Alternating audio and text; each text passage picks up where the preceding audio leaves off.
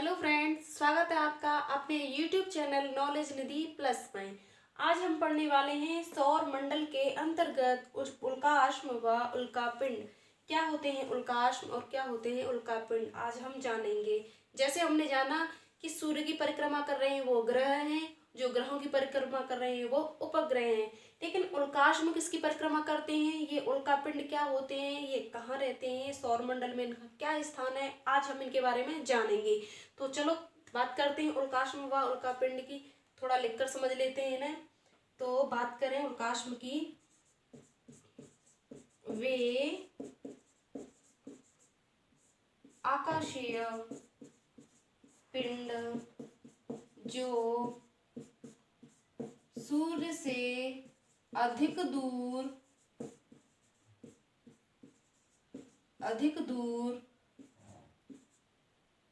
अंधेरे क्षेत्र में क्या करते हैं, ये अनियमित कक्षा में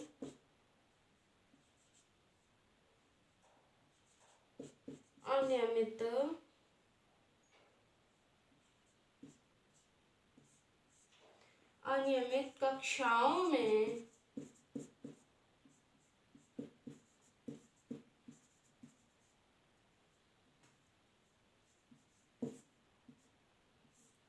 चक्कर लगाते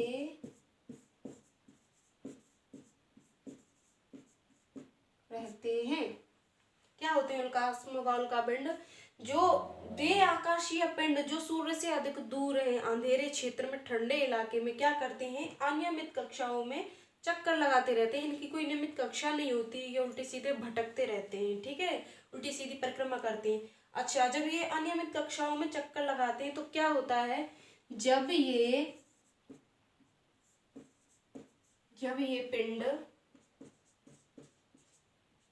पिंड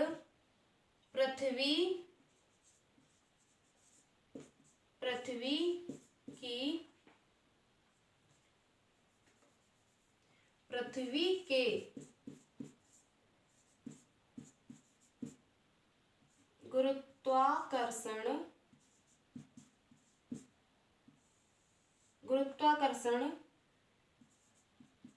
बल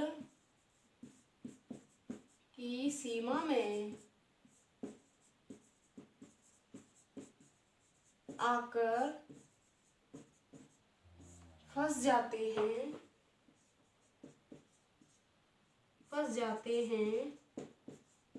तो क्या होता है, फंस जाते हैं तो ये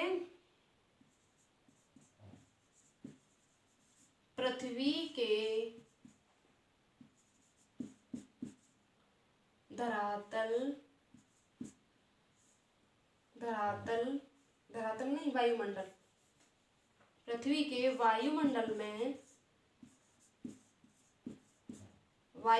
में धूल व गैस के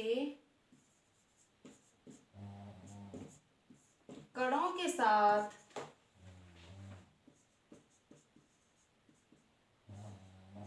जलने लगते हैं।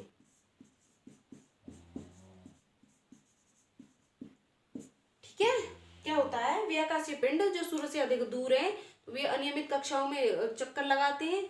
जब अनियमित कक्षाओं में चक्कर लगाएंगे तो ये कभी अपना मार्ग भटक भी सकते हैं। तो अचानक से ये अपना मार्ग भटक जाते हैं और कहाँ आ जाते हैं, ये पृथ्वी की तरफ आ जाते हैं। पृथ्वी की गुरुत्वाकर्षण बल की जो सीमा है उसमें आके ये फंस जाते हैं। तो क्या होता है, पृथ्वी के वायुमंडल में आके ये क्या करते हैं, धूल व गैस के कणों के साथ क्या करते हैं, ये मिलके यानी कि रिएक्शन होती है, ये आपस में टकराते हैं तो क्या होता है, ये जलने लगते हैं। तो जलते हैं तो ये चमकते हैं, जब जलते हैं चमकते हैं तो ये टूट के गिरते भी हैं। ठीक है, तो जो टूट कर गिरते हैं वो क्या कहलाते हैं, जलने लगते हैं तथा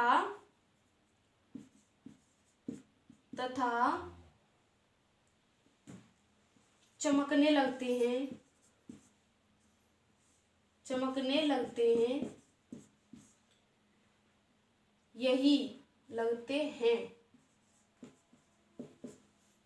यही पिंड क्या कहलाते हैं? यही पिंड टूटता तारा या शूटिंग स्टार, टूटता तारा कहलाते हैं। ठीक है। जब ये पृथ्वी के वायुमंडल में आके ये जलने लगेंगे, चमकने लगेंगे, टूट के गिरने लगेंगे, तो क्या कहे जाएंगे? ये यही कहे जाएंगे टूटता तारा, शूटिंग स्टार, इन्हीं को कहेंगे। ठीक है। तो अभी हमने शूटिंग स्टार के बारे में समझा है, अभी उल्काश्म और उल्कापिंड के बारे में नहीं जाना, अभी हम जानेंगे। ठीक है। तो हमें ये जो पिंड है, इन्हीं जो टूटता तारा, इसी से उल्काश्म का व उल्कापिंड का इसी से निर्माण हो रहा है। तो हम इसे एक स्ट्रक्चर बना के समझेंगे। ठीक है। तो चलो बना लेते हैं। अगर आप इसे लिखना चाहें तो स्क्रीनशॉट ले सकते हैं। ठीक है। तो चलो अब बात करते हैं उल्कापिंड की और उल्काश्म की।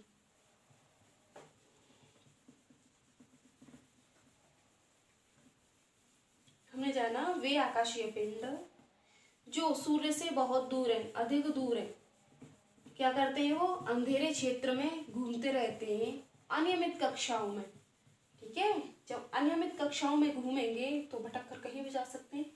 तो क्या होता है, कभी कभी ये अपने मार्ग से भटककर पृथ्वी के गुरुत्वाकर्षण बल की सीमा में फंस जाते हैं।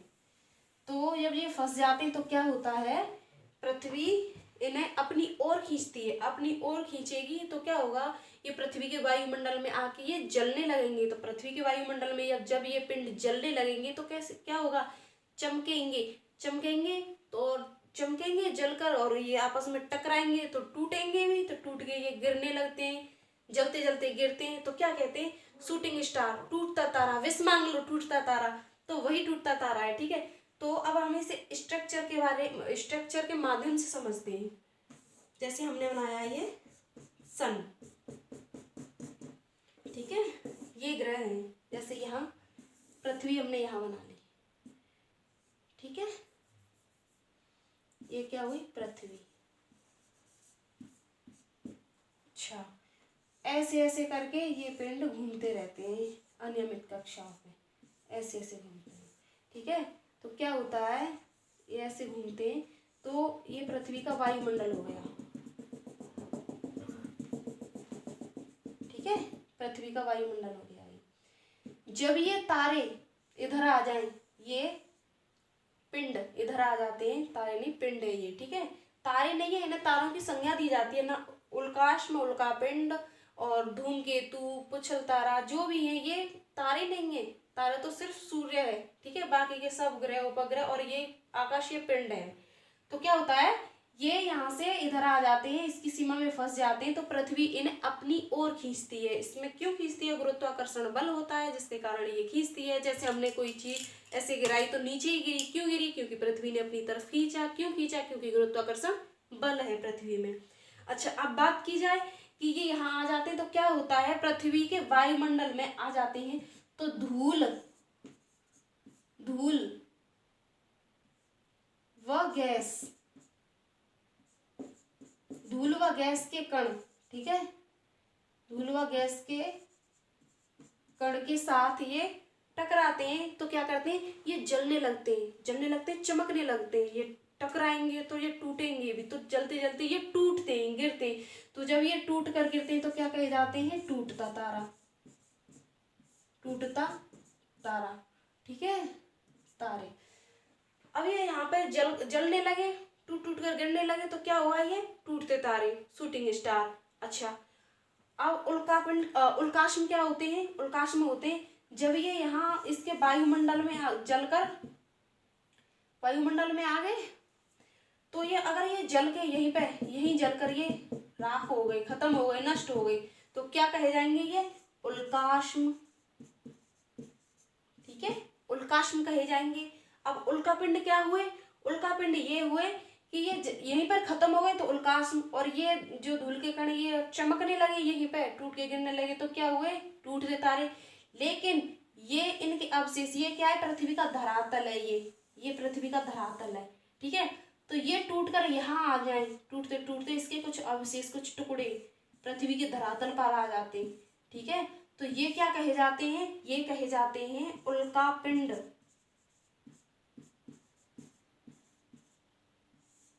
ठीक है, ये उल्कापिंड कहे जाते हैं।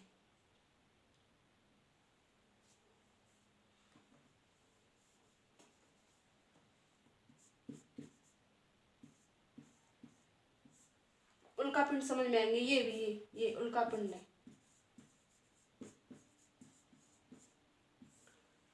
आपकी समझ में आ गया होगा कि जो पिंड, आकाशीय पिंड जो वायुमंडल के पृथ्वी के वायुमंडल वायु वो जो क्या होती है, गुरुत्वाकर्षण बल की सीमा होती है, उसमें आके फंस गए, इसने खींच लिया अपनी ओर, वायुमंडल में आके धूल व गैस के कणों के साथ ये जलने लगे, चमकने लगे, टूट के गिरने लगे, तो टूटते तारे, शूटिंग स्टार। यदि ये जलकर वहीं राख हो गए, वायुमंडल में ही, पृथ्वी के वायुमंडल में ही जलकर राख हो गए, खत्म हो गए, नष्ट हो गए, तो क्या हो गई ये उल्कापिंड। उल्कापिंड सॉरी उल्काश्म कहलाई, जलने लगे, जलकर समाप्त हो गई, वही खत्म हो गए, नष्ट हो गए, तो उल्काश्म कहलाई। अगर ये जलते जलते और ये टूट कर नीचे पृथ्वी के धरातल तक आ गए, पृथ्वी के धरातल तक ये पिंड आ गई, तो क्या कहे जाएंगे, उल्कापिंड। ये उल्काश्म जल रहे हैं तो उल्काश्म पिंड, यानी ये नीचे आ जाए तो उल्कापिंड। तो आई होप आप समझ गए होंगे टूटता तारा क्या है, उल्काश्म क्या है और उल्कापिंड क्या है। ठीक है, जो ये उल्कापिंड है, पृथ्वी की आंतरिक संरचना पढ़ते हैं जब हम, तो उल्कापिंड का विशेष महत्व होता है। ठीक है, तो ये स्ट्रक्चर समझ में आ गया होगा आपके। तो एक लाइन उल्कापिंड के ऊपर और लिख लेते हैं।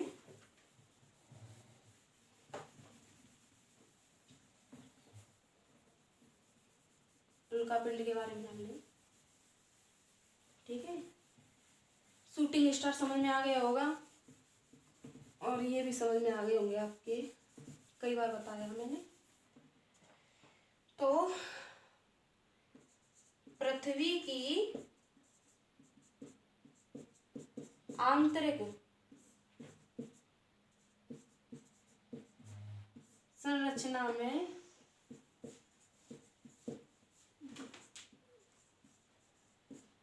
उल्कापिंड का विशेष महत्व होता है।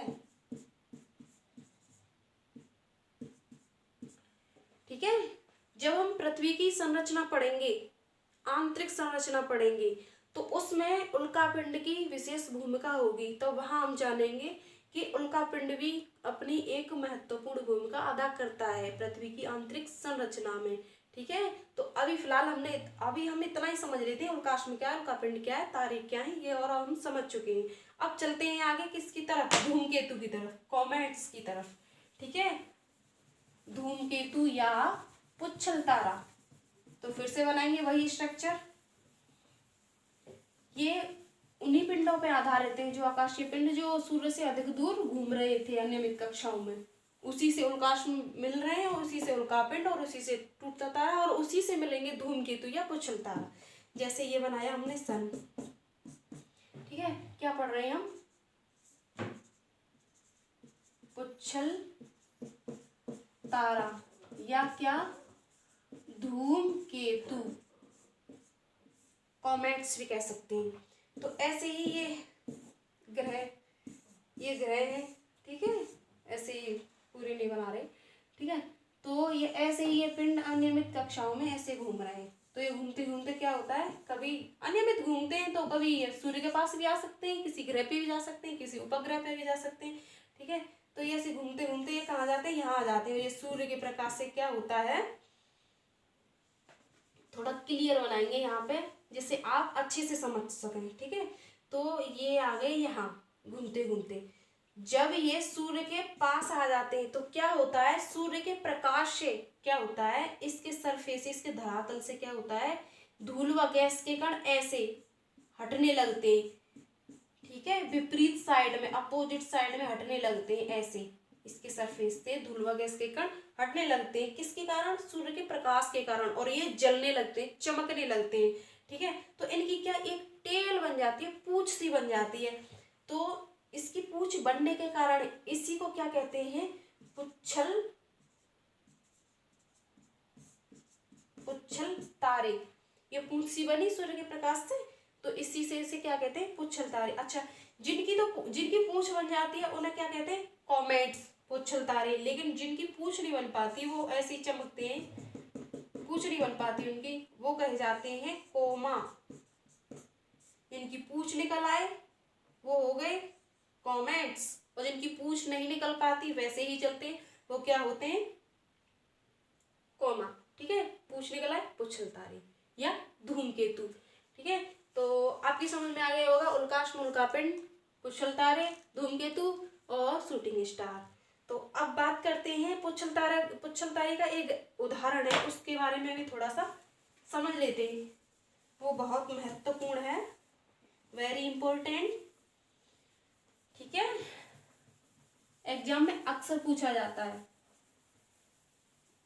तो आपको याद रखना चाहिए। क्या नाम है उसका, जो एक पुच्छल तारा है, हेली।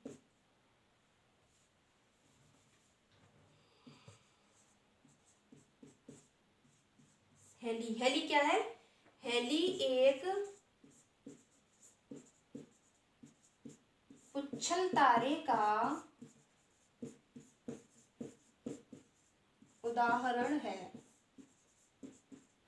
ठीक है, हेली एक पुच्छल तारे का उदाहरण है। क्या है हेली, ये क्या है, कॉमेट्स है, पुच्छल तारा ये। ठीक है, यह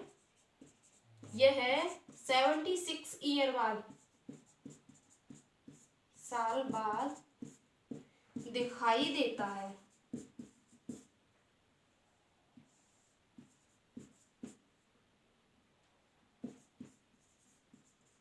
ठीक है, 76 साल बाद दिखाई देता है। ये अंतिम बार कब दिखा था, हेली को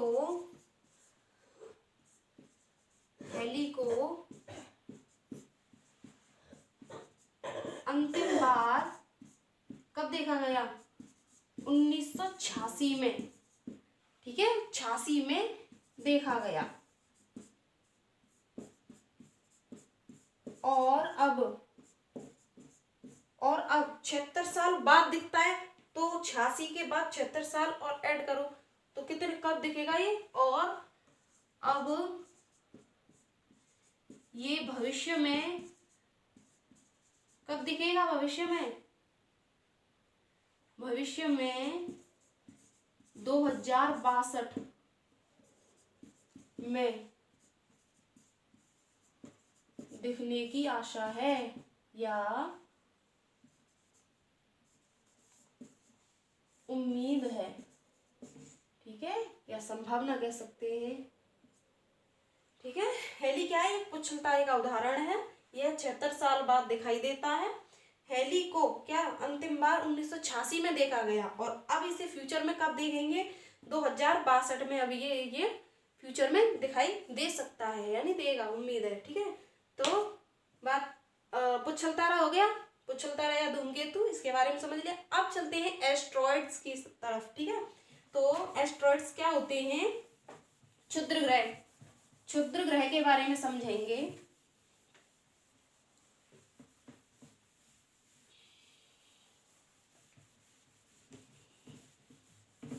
आज हमारा सौर मंडल खत्म हो जाएगा। ठीक है, हमने सौर मंडल को विस्तार से कराया है। आप हमारे सारे वीडियो देख सकते हैं, प्लेलिस्ट बनी हुई है।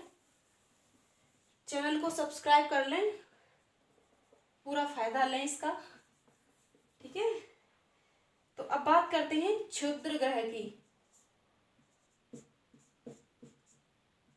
क्षुद्र ग्रह थोड़ा बड़ा लिखते हैं।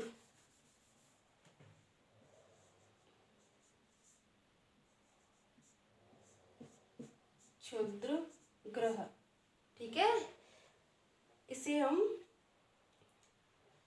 इसके बारे में जानेंगे।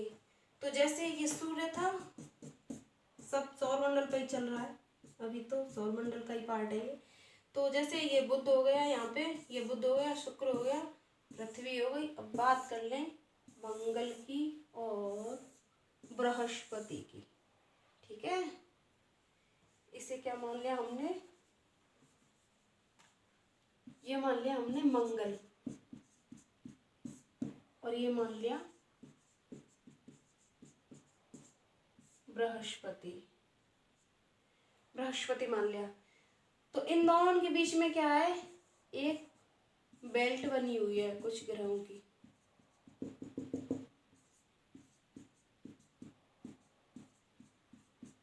ठीक है, ऐसी एक बेल्ट बनी हुई है। तो ये कहाँ से आए, ये आकाशीय पिंड कहाँ से आए, मंगल पर विस्फोट हुआ तो मंगल से टूट के कुछ पिंड इसकी सीमा से, मंगल की मार्स की सीमा से बाहर आ गए, ठीक है। बृहस्पति पर विस्फोट हुआ तो बृहस्पति की सीमा से कुछ पिंड बाहर निकल कर आ गए, ये इसकी सीमा से भी निकल गए, इसकी सीमा से भी निकल गए, तो ये बीच में फंसे रह गए। दोनों की सीमा से बाहर निकल आए, अगर उसकी सीमा में होते तो वो खींच लेती, इसकी में होते तो ये खींच लेता। तो ये दोनों की सीमा की जो एरिया है इनका, उससे ये निकल के बाहर आ गए, ठीक है। तो ये स्वतंत्र रूप से अपने सूर्य की परिक्रमा, अपने एक नियमित कक्षा में ये भी सूर्य की परिक्रमा करने लग गए, मंगल की ग्रह से, मंगल की सीमा से बाहर और बृहस्पति की, और निकले इन दोनों से, ये बृहस्पति और मंगल से, ठीक है। तो इनके बीच में एक ये पेटी सी बन गई है, ठीक है। तो इसी को क्या कहते हैं, क्षुद्र ग्रह की बेल्ट, ठीक है, क्षुद्र ग्रह की बेल्ट बोलते हैं इसे। तो क्या है, इन्हीं को एस्ट्रॉइड्स बोलते हैं, क्षुद्र ग्रह यही है, ठीक है, जो घूम रहे हैं मंगल और बृहस्पति के बीच में। और इनकी संख्या कितनी है, क्षुद्र ग्रहों की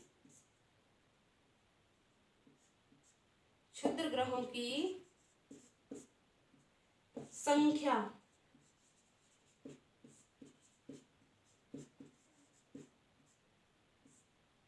लगभग कितनी है, 40,000, ठीक है। क्षुद्र ग्रह क्या है, मंगल और बृहस्पति के बीच में जो टूटकर जो एक बेल्ट सी बनी हुई है, इनसे निकल के जो चक्कर लगा रहे हैं, ये भी सूर्य की परिक्रमा करने लग गए, ठीक है। तो यही क्षुद्र ग्रह कहलाते हैं, और इनकी संख्या कितनी है, लगभग 40,000, ठीक है। तो आज हमने क्या पढ़ा, उल्काश्म, उल्कापिंड, टूटता तारा, और धूमकेतु और क्षुद्र ग्रह। तो आज की क्लास यही फिनिश होती है, सौर मंडल हमारा फिनिश हो चुका है। तो हमने इसे शुरू से कराया था और कई क्लास लिए इसकी, उसमें ख़त्म हुआ है। तो आप एक एक क्लास देख लेना, नियम से, मतलब क्रम से देख लेना, आपको अच्छे से समझ में आ जाएगा, एक एक चीज़ डिटेल में बताई है हमने। और आशा करते हैं आपको वीडियो अच्छी लगी होगी, तो चैनल को लाइक कर दें, शेयर कर दें और सब्सक्राइब भी कर लें, ठीक है। तो आज के लिए बस इतना ही, थैंक यू।